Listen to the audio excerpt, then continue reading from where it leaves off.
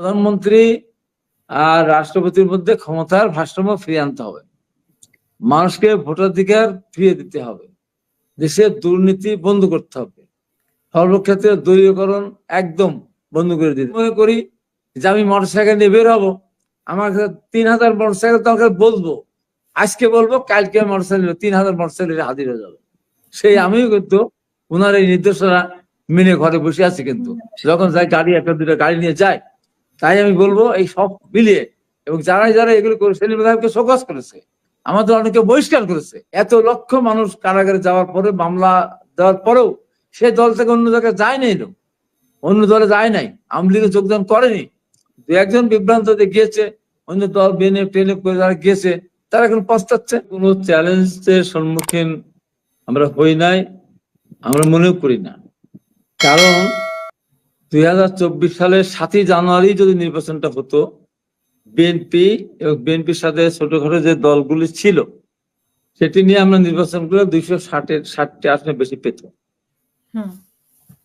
তো সেই বিএনপি এই কয়েকদিনে তো বিএনপি রাষ্ট্রীয় ক্ষমতা যায় না। এই যে রাষ্ট্রীয় ক্ষমতা গিয়ে বিএনপি এমন কোন ভুল করে ফেলেছে, দেশের অর্থনীতিকে ধ্বংস করে দিয়েছে, তা তো করেনি। তাহলে আগামী দিনে যখন নির্বাচন হবে, 1 বছর পরে, 12 মাস পরে, 14 মাস, 16 মাস, যাই হোক না কেন, যখন নির্বাচনটা হবে, তো বিএনপির সামনে তো চ্যালেঞ্জ দেখবে না। কারণ হলো বিএনপির যে ভোট, বিএনপির ভোট তো কমেনি। জামাতের ভোট যে কয় পার্সেন্ট, ইসলামিক দল টল মিলে কয় পার্সেন্ট ভোট। এখন যদি এই দলগুলো মনে করে আওয়ামী লীগ তাদের ভোট দিবে, সেই চিন্তা করলে সেটা ভিন্ন জিনিস। আমরা যেমন বিএনপির পক্ষ থেকে আমরা পরিষ্কার বলে যাচ্ছি, আমরা আওয়ামী লীগের কোন সন্ত্রাসীকে আমরা দলে নেব না। সে যে অঙ্গ সংগঠন হোক আর আওয়ামী লীগ হোক, আমাদের বক্তব্য একটি, বিএনপির প্রতিষ্ঠাতা শহীদ রাষ্ট্রপতি জিয়া রহমানের প্রতি এদেশের মানুষের অগাধ শ্রদ্ধা বিশ্বাস। বেগম খালেদা জিয়ার প্রতি এদেশের মানুষ এখনো অন্ধের মতো তার প্রতি বিশ্বাস আছে এখন। এবং আগামী দিনের রাষ্ট্রনায়ক বিএনপির ভারপ্রাপ্ত চেয়ারম্যান তারেক রহমান, ওনার কর্মকাণ্ড, কথাবার্তা, এই যে আপনার বৈষম্যবিরোধী আন্দোলনে পিছন থেকে যে সহযোগিতা, যে তারেক পরিষ্কার করে বলেছে যে আমাকে তারেক রহমান কিভাবে সহযোগিতা, নূর বলেছে, অনেকেই বলেছে। এবং এখন পর্যন্ত উনি যেভাবে কথা বলে যাচ্ছেন, যে ভাষায় কথা বলে যাচ্ছেন, তাতে বাংলাদেশের মানুষের কাছে উনি একটা ভালো রাষ্ট্রনায়কের মতো ওনার কথাবার্তা মানুষ মনে করছে। দেখেন, আমি জেনারেল ইব্রাহিমকে যখন উনি বুঝিয়েছিলেন, এমন ভাবে ওনাকে বোঝানোর চেষ্টা করলেন, আমি নিজে অভিভূত হয়ে গেছি। তারপরে জেনারেল ইব্রাহিম চলে গেল আওয়ামী লীগের সাথে নির্বাচন করতে। এমনি ভাবে উনি ধৈর্য ধরে, দেখেন এ পর্যন্ত কথার মধ্যে, আর আমরা তো আগেই, এখন নতুন নতুন কথা আসছে, কিন্তু আমরা আগেই তো, আমরা 31 দফা আমরা আমাদের দেওয়া ছিল, আমরা রাষ্ট্রীয় ক্ষমতায় গেলে আমরা 31 দফা বাস্তবায়ন করব। 31 দফা বাস্তবায়ন করা লাগে না, ওখানে 20 দফা 15 দফা বাস্তবায়ন হলে বাংলাদেশটা অনেক ভালো চলতে পারে। আমরা তো আগেই বলেছি, এবং তারেক রহমান তো নিজের থেকেই বলেছেন যে আগামীতে পরপর 2 বার প্রধানমন্ত্রী হতে পারবে, এবং প্রধানমন্ত্রী আর রাষ্ট্রপতির মধ্যে ক্ষমতার ভারসাম্য ফিরিয়ে আনতে হবে। মানুষকে ভোটাধিকার ফিরিয়ে দিতে হবে। দেশের দুর্নীতি বন্ধ করতে হবে। সর্বক্ষেত্রে দলীয়করণ একদম বন্ধ করে দিতে হবে। এই যে তার কর্মকাণ্ড, কথাবার্তা, আমরা রাষ্ট্রীয় ক্ষমতা একা যাব না। যারা আন্দোলনের রাজপথে ছিল, যারা অত্যাচারিত হয়েছে, নির্যাতিত, জেল খেটেছে, লাঠিপিটা খেয়েছে, তাদেরকে সাথে করে নেই আমরা সরকার গঠন করব। অতএব তার এই সমস্ত কথাবার্তার মধ্য দিয়ে, এবং সবচেয়ে বড় কথা, আপনাকে ধন্যবাদ তারেক রহমানকে দিতেই হবে। এই জাতিকে তারেক রহমানকে স্যালুট দিতেই হবে। কারণ তারেক রহমানের যদি কঠোর নির্দেশ না থাকতো, এই যে আমরা লক্ষ লক্ষ মানুষ আমরা মামলা খেলাম, দিনের পর দিন আমরা জেল খেটেছি, ইলেকট্রিক শক খেয়েছি, লাঠিপিটা খেয়েছি, বাড়িতে থাকতে পারে নাই, ঘর থাকতে পারে নাই, ঈদের নামাজ পড়তে যেতে পারি নাই, রমজানের তারাবি পড়তে যেতে পারি নাই, ইফতার খেতে পারি নাই, সেহরি খেতে পারি নাই, আমরা জুম্মার নামাজ পড়তে পারি না, হাজার হাজার না লাখ লাখ বিএনপি নেতা কর্মীরা আমাদের জমি জমা থেকে শুরু করে লুটপাট, অন্যতে বাড়ি থাকতে পারে নাই। এই এত ঘটনা আমাদের উপর দিকে গেল আজকে 15.5 বছর। এই লোকগুলিকে কিভাবে নিয়ন্ত্রণ করলেন, কিভাবে নিয়ন্ত্রণ করলেন আপনি বলেন? সেই দেশের মানুষকে তারেক রহমানকে একটা স্যালুট দিবে না? যে তারেক রহমানের নেতৃত্বে দুর্বলতা থাকলে রাস্তায় রাস্তায় আসলেই আওয়ামী লীগ যে কথা বলেছিল সেই কথার মধ্যে লাশ পড়তো, কিন্তু তাকে পড়ে নেই।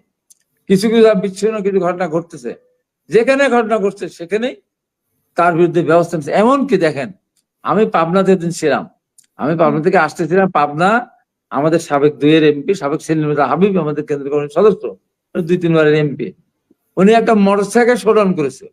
খুব বেশি মোটরসাইকেল না।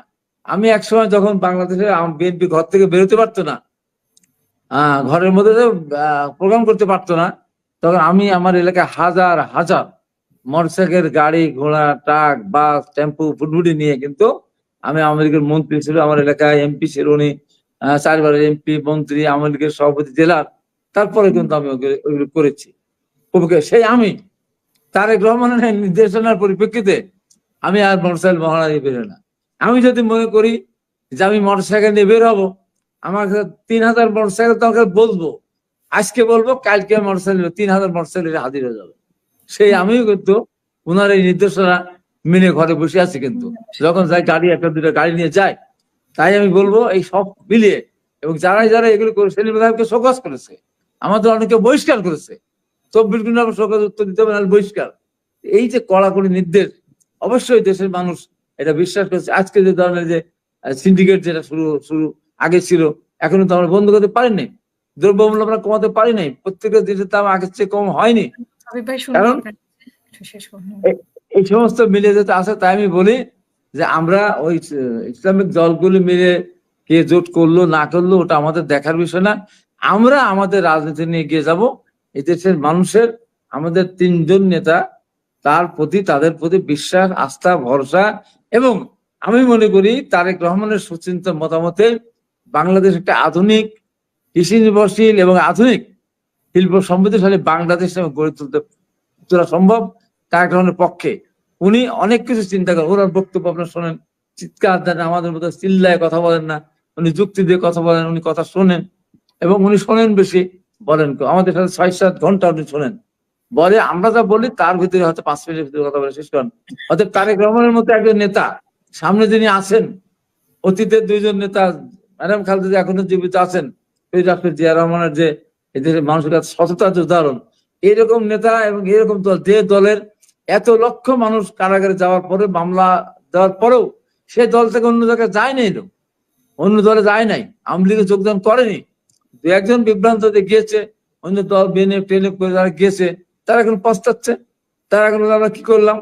তাই যে দলের এত কর্মী মার খাওয়ার পর যে দলে থাকে, এত নির্যাতনের পরও, সেই দল আগামীতে কোনো কারোর ভয়ে ভীত না, কাউকে আমরা থ্রেট মনে করি না। আমরা নিজেরা ঐক্যবদ্ধ আমরা থাকার বেশি বেশি চেষ্টা করলেই ইনশাল্লাহ বাংলার মানুষ বিএনপি এবং তারেক রহমান এবং বিএনপির জোটের পক্ষেই থাকবে। তাই আমরা কাউকে থ্রেট মনে করি না। অসংখ্য